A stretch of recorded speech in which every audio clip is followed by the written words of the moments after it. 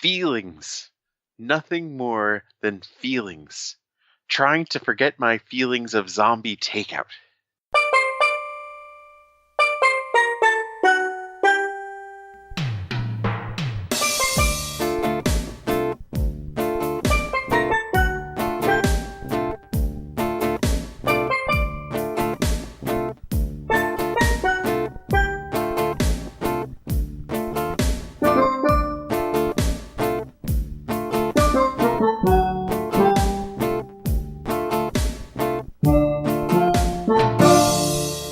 What's up? Welcome to episode 315 of Zombie Takeout. Zombie Takeout. The B-Movie and Cult Movie Podcast. I'm Uncle John. And I'm Scotto.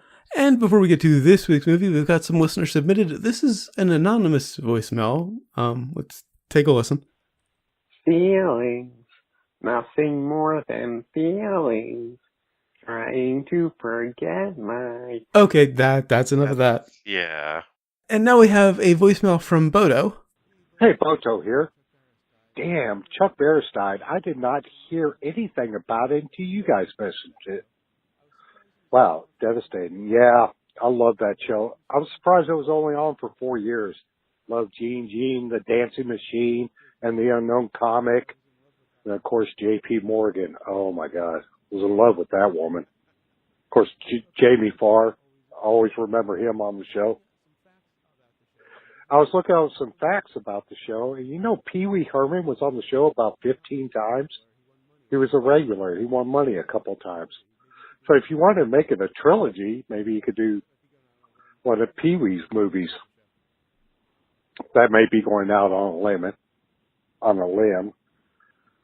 Anyway, keep up the great work. Love the show. Talk to you guys later. Bye. Thanks, Bodo. Chuck. Yeah.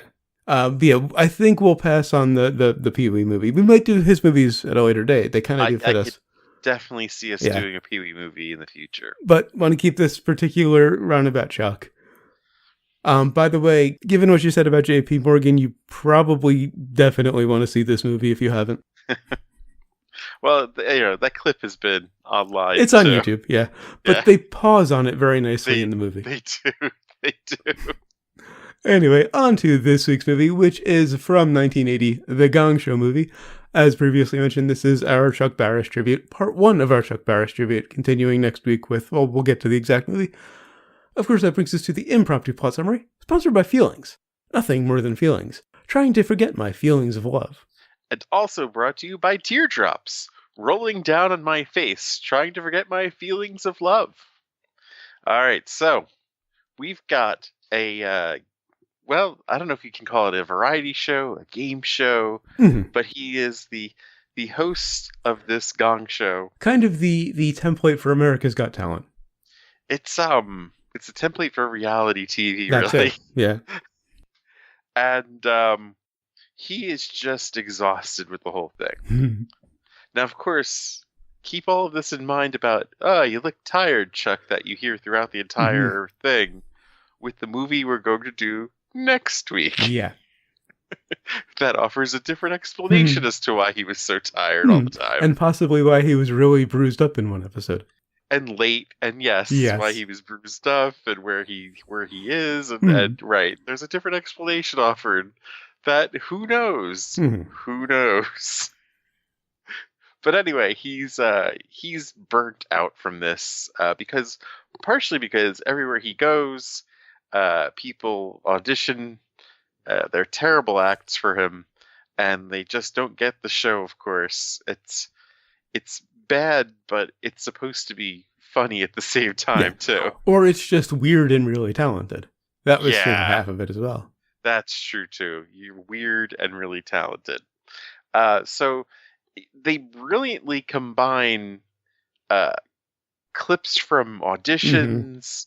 Clips from the show that couldn't quite make it to the air. Or were censored. Yeah, they were very heavily censored. And in between this plot of him, being burnt out and trying to find his... I don't know what he was really trying to find in the end. But I think he was just trying to get some peace and quiet. Yeah, so he eventually, of course, shuns society. But, of course, that does not work.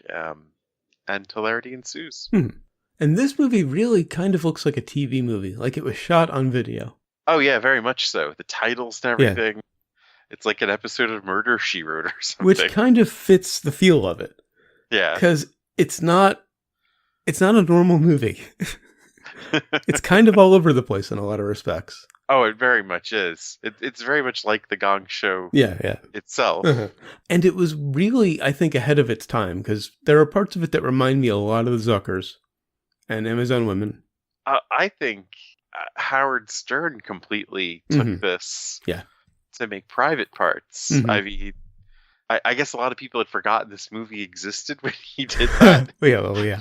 I think a lot of people forgot this movie existed shortly after it was released. The film failed at the box office, not helped by its having opened the same weekend as Empire Strikes Back and The Shining. Now, who came up with that idea to open opposite of Empire Strikes Back? And it's not like it's A New Hope where, they didn't know how well it was going to do. It was Empire. There was precedent. I guess, you know what? It's not as much of a crime that they opened up against Empire Strikes Back, but who the fuck decided to open The Shining? Yeah, because that's a very similar demo. Back. The film received a negative reaction and was quickly withdrawn from theatrical release. Among the bad reviews at the time, George Burns, after seeing the movie, went on the record saying, "For the first time in 65 years, I wanted to get out of show business."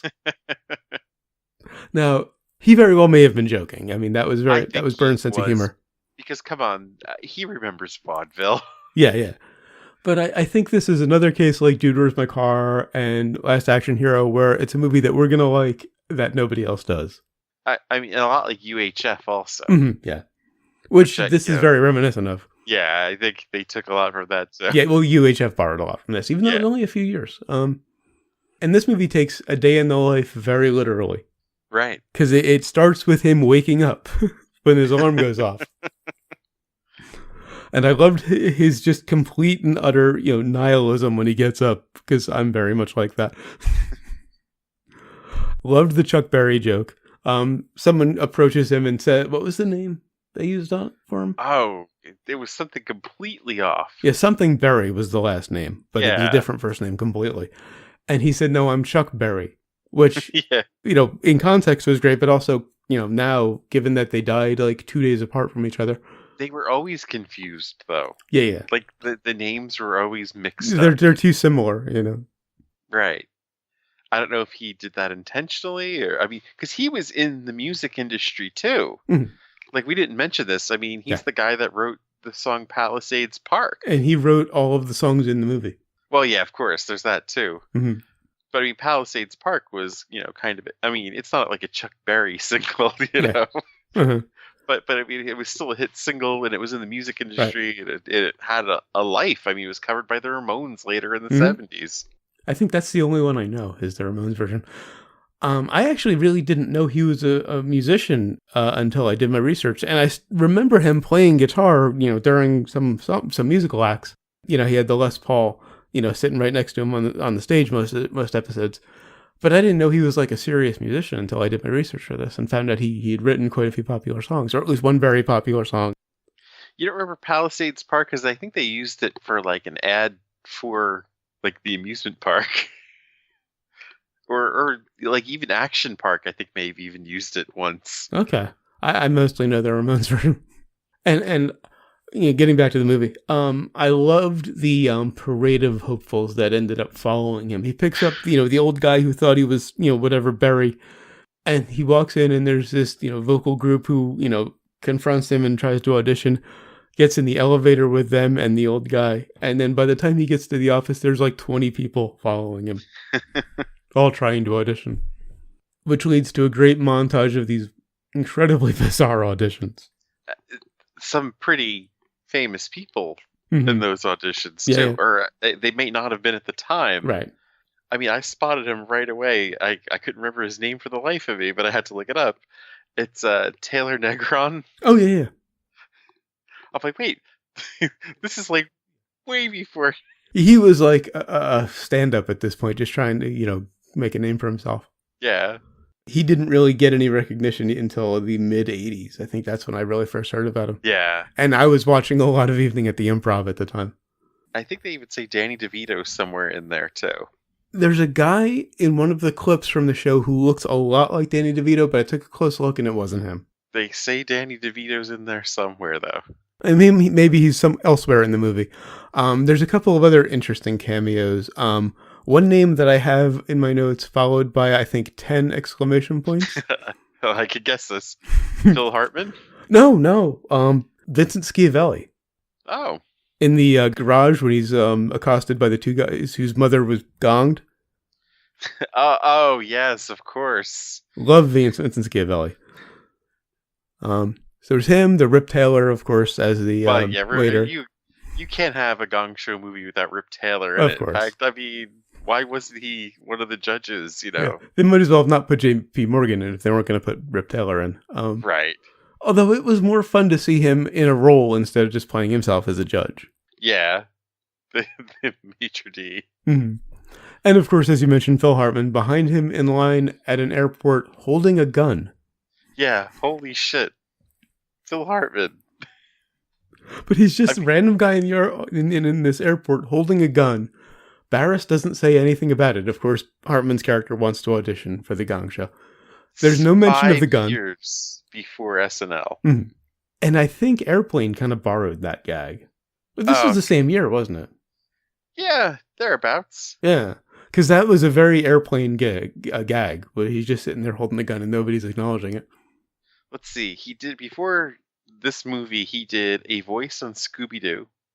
An additional voice, not even a character. Mm-hmm. Something called the 6 O'Clock Follies and Stunt Rock. Okay. I don't remember either of the other two, obviously Scooby-Doo. So, yeah, this, and then in the same year, he did Cheech and Chong's next movie, and then the Pee Wee Herman Show. Oh, which is where everybody first saw him, I think. Not the Playhouse. It's just called the Pee Wee Herman Show. Yeah. The stage show that he had, that the Playhouse was based on. It was like 81, yeah. Mm-hmm. And again, back to the movie. All of those clips from the Gong Show really kind of had me hoping that it could be revived. And then I did a little checking and found out that it was. Oh, yeah. Several times. Well, there were attempts to continue it in the 80s, but there was also a version from, I think, 2008 with Dave Attell hosting. Yeah. I knew nothing about this. I heard about it, but never did get to see it. And Dave Attell is a guy who could stand in for Chuck Barris. Mm-hmm. Yeah. Yeah, just glancing at Phil Hartman's IMDb, did you know he was the voice of Waldo in the video for Hot for Teacher? Oh, wow. You know, Ma, I get sweaty and dirty. Makes sense. And, of course, in the movie, we have lots of the unknown comic. Yeah. I don't know if I really appreciated him until I started following him on Twitter.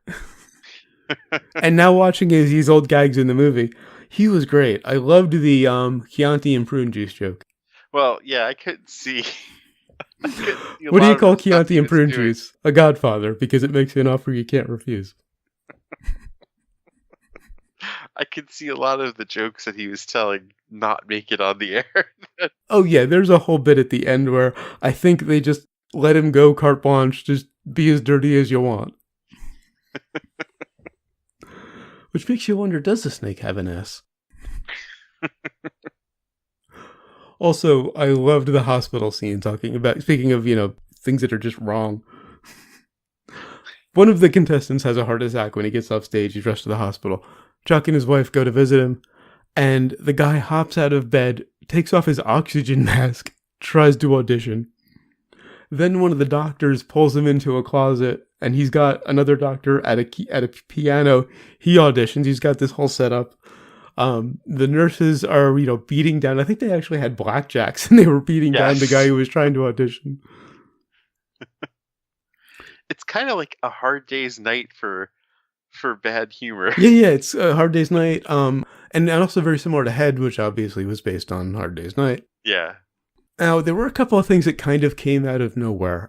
Chuck's band, the Cowboys. Yeah. Apparently he played in a band in the movie anyway. I don't know if he did in real life. Well, he just there were a lot of things that he got to work into this movie. Yeah. He got to work in his music career. But there's this mention of a band that kind of came out of nowhere, but even worse, and I don't mean worse as it bothered me, but more egregiously, there's suddenly this scene with his daughter, who has never been mentioned before, like most of the way through the movie. She would do intros for the Gong Show. Oh, she was his actual daughter. I guess so. Okay. Like at my dad, Chuck Barris. Mm-hmm. Now, I mentioned Vincent Schiavelli. He's one of two guys who basically hold him up in his garage because their mother got gonged. And he, to get out of it, offers them a spot on the show. They're apparently singers and comedians. Love this part. I kind of loved the Indian Nipolis 500 joke. Of course, Pat McCormick. Oh, Pat McCormick, Jamie Farr, Mitzi McCall, all judges, and of course J.P. Morgan in her infamous flashing scene. But I love that it was Pat McCormick, of course, gongs them, and he's just like, "You're the one that gonged their mother." Oh yeah. Why would you shifting the blame? Honestly, all of the clips spotted a brain. Of course. Yeah, clips were just fucking hilarious.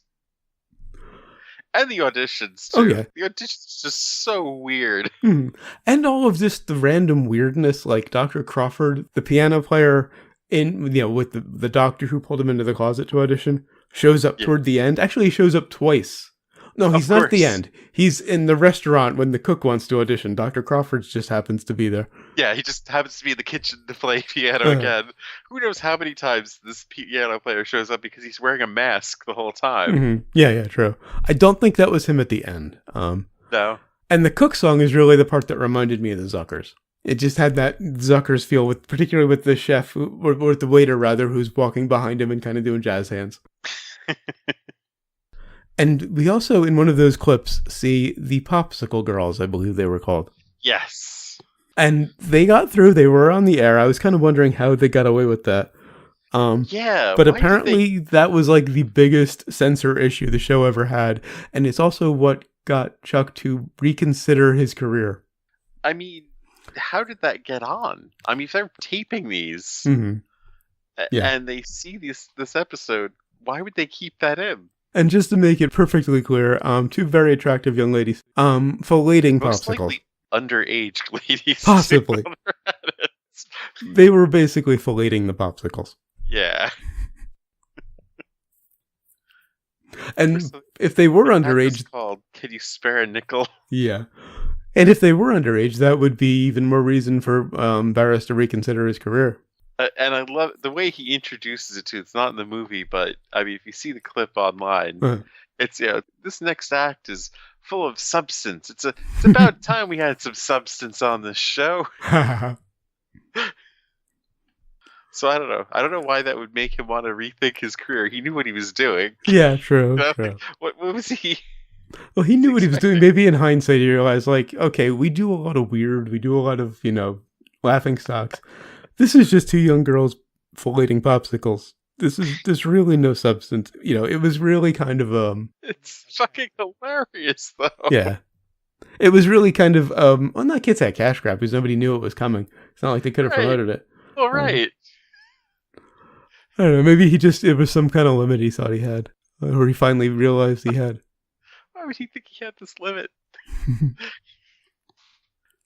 Maybe they were doing live shows. I don't know. Maybe, but that's possible. It's what led them to be on syndication instead of like the regularly scheduled. Well, no, the syndication happened, I think, after it was canceled. I think he got moved from NBC to like a smaller network. Well, yeah, I think in '78 it was canceled on NBC, and then it went into syndication. Maybe that was the incident that got it canceled. I don't know. From what I understand, it's what moved it from NBC, but they were still doing new episodes.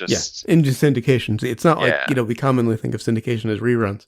They were doing new episodes that were being syndicated on different smaller channels around the country. I also loved Ditlow, the sort of network executive who's all about ratings. He just kind of crawled into their bedroom in one scene. Right. Now, of course, you expect him to be the adversary from the movie. Because he kind of is in the beginning. He's talking about ratings, and Chuck just wants to be creative, and you think it's going to be that sort of situation. Right. He's talking about a rating slippage, even though their ratings hadn't gone down at that point. Right. But, they're going to, so we're not going to give you a raise. Yeah, you think he's the bad guy, and then all of a sudden, he's just kind of there in a few scenes in a very absurd way.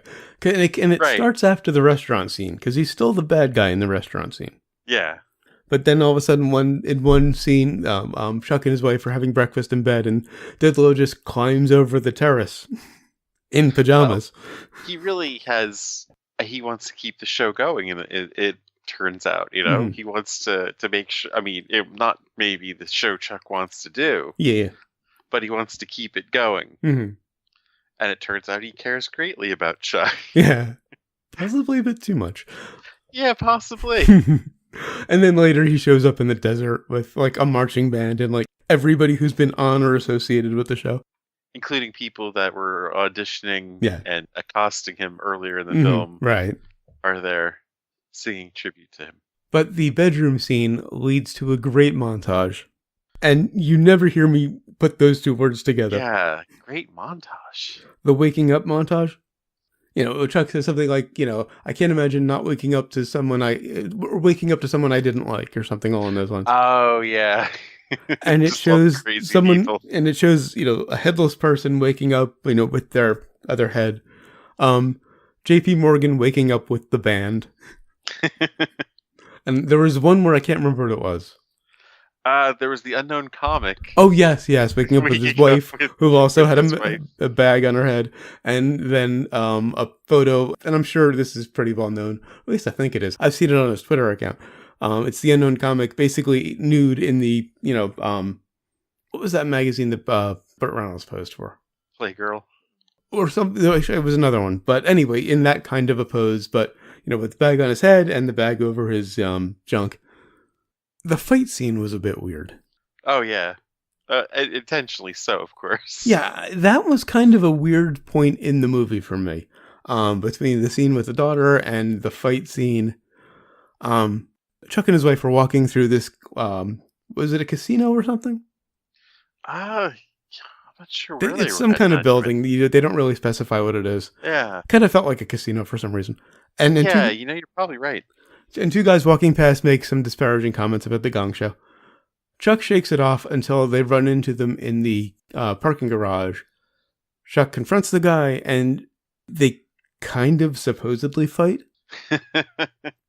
But they're just kind of, moving around each other. And then this couple come up and take photos and try to get, audition or get an autograph. And then somebody else shows up. It just got weird. And not really in a good way for me. It's one of the few spots in the movie that I just didn't really get. Like I said, next week's movie could put this in a whole different light. Perhaps.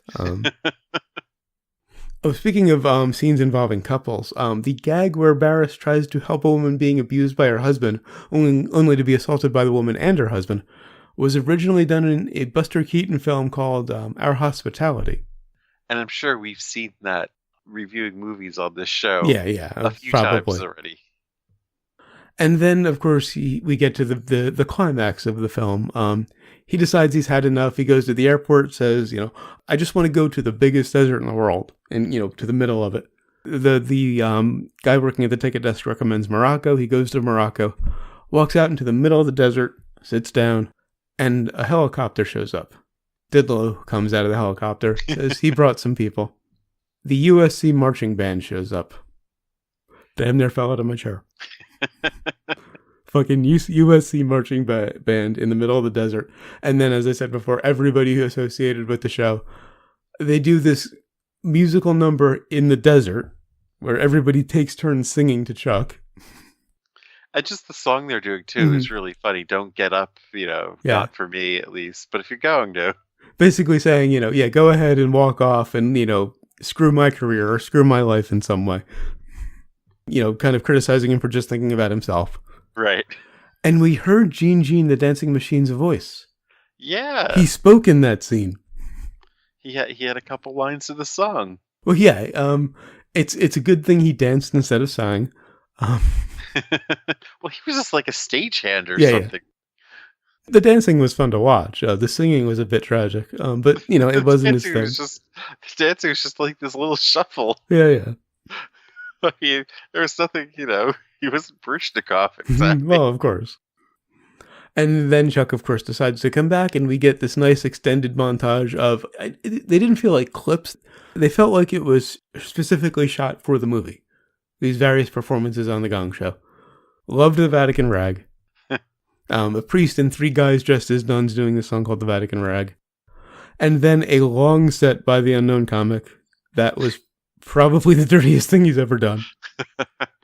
And it pretty much closes out there. Yeah. On to sequels and remakes?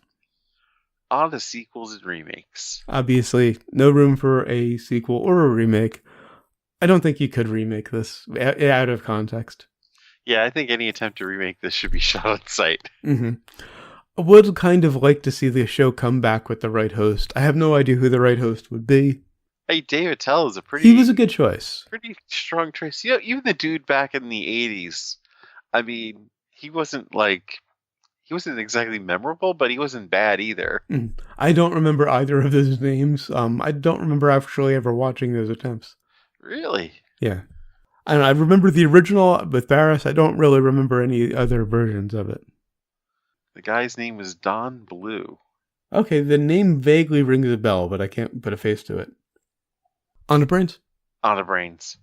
Aside from that little bit where it got a little weird for me, which isn't really a criticism because I like weird, I loved it, especially the clips. Like I said, they bought it a brain. I gotta go 5.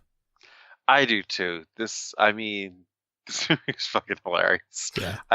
It's not even that well put together because I mean it is really just an excuse to do like rarities and outtakes. Yeah. It's basically a compilation of sketches and clips. Very raw, but also very ahead of its time. Right. This show had so much shit going on behind the scenes that its outtakes deserve to be released. Yeah. I mean, when you're talking about having like Pee Wee Herman and Danny DeVito and all these crazy people, and just like the gags like Tony Randall coming out like that and everything too. So yeah, 5 brains for me too. All right, and what have we learned? We learned that feelings, nothing more than feelings, trying to forget my feelings of love. And I learned teardrops rolling down on my face, trying to forget my feelings of love. All right, so until next time, we'll be continuing our tribute to the late, great Mr. Barris with Confessions of a Dangerous Mind, which, as you said, may explain a few things. Yes. I think we did want a 2-parter for Christopher Lee, didn't we? Did we? I'll have to go back and check. We may have, but other than that, I don't think any tributes have merited a 2-parter. Was Dracula the tribute to Lee? There were.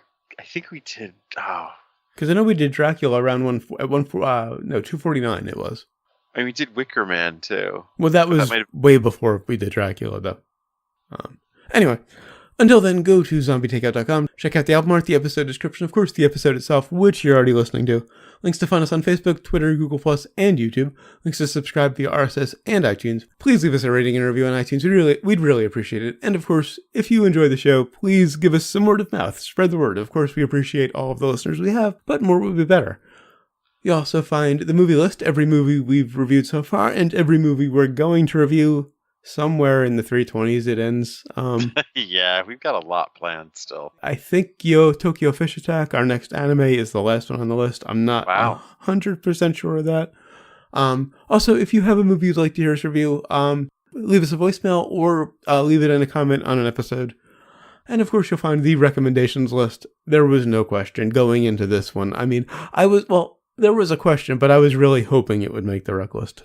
I had seen this before. Okay. Like late at night, and not, of course, entirely sure what I'd seen. I mean, it's really the show and everything, but I'm like, they made a fucking movie? It was like USA in the middle of the night. Right. And it was kind of censored. So I knew I was going to enjoy this. Also, in the show notes, I'm going to include a playlist from YouTube of, I think, 20-something full episodes of The Gong Show. You're also going to include feelings. Of course. Feelings of love. Yeah, and to fit more in. Of course, you can email us, zombieticket@gmail.com, or leave us a voicemail at 414-368-CTO1, or for the alphanumerically challenged. We'll be right back next week with more stuff. 414-368-9861. Of course, always remember that you will always be calling from the middle of Milwaukee. And until next time, always remember, never forget, wherever you go in life, there you are. Feeling, nothing more than feeling. Trying to forget my feelings of love.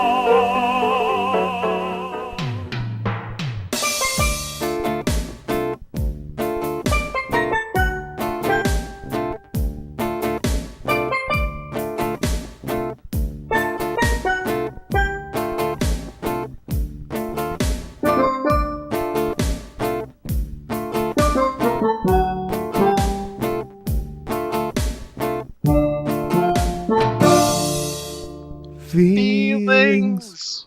Whoa, whoa, whoa. Feelings. Whoa, whoa, whoa.